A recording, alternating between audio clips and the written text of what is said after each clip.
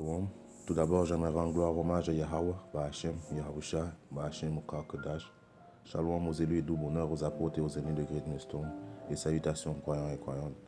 Ici, frère Amos et Chubak avec une autre leçon. Bref, une leçon, plutôt une réflexion avant d'aller au champ de bataille, au camp, qui est un champ de bataille, car nous savons tous, si on lit Psaume 147 et 11, l'Éternel aime ceux qui le craignent, ceux qui espèrent en sa bonté.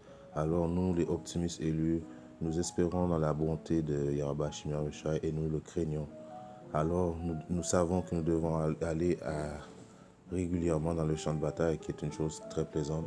Proverbe 1,7, reconnaître l'autorité de Yahweh Shai est l'ABC de la sagesse.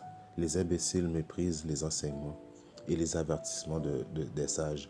Alors, en même temps, on a un rendez-vous avec une femme spirituelle, pas une femme qui est dans la chair, mais une femme spirituelle qui est la sagesse. Sans la sagesse, il est impossible de plaire à Yahweh Yahushua. Proverbe 3,15, elle est plus précieuse que les perles, elle a plus de valeur que tous les objets de prix. Alors, la sagesse qui nous offre quand on va justement dans ce champ de bataille-là, qui est les camps, c'est une possibilité d'avoir un rendez-vous avec Sophia, qui est la sagesse. Proverbe 1, je vais commencer à 20. La sagesse crie dans les rues. Alors c'est ça qu'on fait quand on va se réunir entre frères. Qu'est-ce qu'on fait? On crie dans les rues, non? Elle, elle élève sa voix dans les places. Alors nous élevons nos places quand la sagesse est parmi nous. On crie dans les rues. Elle crie à l'entrée des lieux bruyants, aux portes, dans les villes. Elle fait entendre sa parole. Alors, présentement, tout partout dans le monde, dans les quatre coins du monde, elle fait pas faire à nous, les frères, crier dans les villes, dans les portes, dans les centres-villes, des grosses villes, tout partout dans le monde. 22. Vous les ignorants, s'écrie-t-elle, telle c'est encore la sagesse.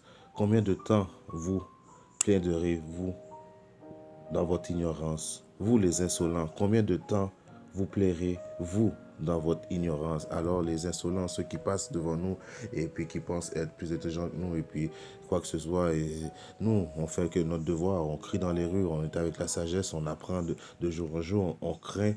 Je relis encore, Psaume 147 et 11, l'Éternel, Yahweh Shai, aime ceux qui le craignent, ceux qui espèrent en sa bonté. Alors nous, on craint Yahweh Shai. On ne fait pas partie des 2 tiers qui vont sûrement mourir dans des camps de concentration, qui vont sûrement mourir par la famine. Nous, on craint Yahweh Shai. On fait notre maximum pour ne pas déplaire Yahweh Shai et surtout pour acquérir la sagesse le plus possible. Je continue à Proverbe 1 et 27. Car un jour, et le jour viendra, vous serez pris dans le malheur. Je rirai de vous lorsque vous serez dans le malheur, comme dans un ouragan, et dans la peur, comme dans la tempête. L'angoisse et la détresse vous accablent. Vous voyez, alors ce temps-là est prédestiné, ce moment de peur, le jour du jugement, ce moment terrible. Alors si la sagesse n'a pas été en toi, si tu n'as pas eu la crainte de Rabashi Marosha, eh bien dans les camps, Fuma, tu vas avoir peur et tu vas mourir. Et face aux guillotines, tu vas mourir. Les bêtes sauvages vont t'attaquer, tu vas être pris par la famille et l'armée va descendre sur toi. Les séismes, tu vas même pouvoir mourir dans des séismes naturels à cause que tu as refusé la sagesse.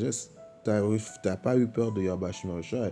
Et on sait, les femmes et les hommes dans ce monde présentement, là, ils n'aiment pas Yahweh Shai.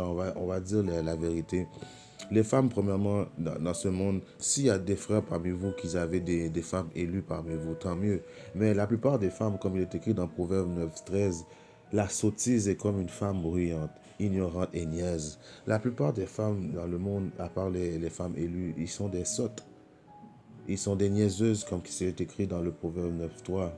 Car la plupart du monde qui font partie des 2 tiers, comme je vous dis, ils n'aiment pas Yahweh Shai. Ils aiment plutôt des gars comme NBA Youngboy, un Sissi qui se maquille. Ils aiment plutôt Kodak Black, un gars qui touche sa propre mère, les fesses de sa propre mère.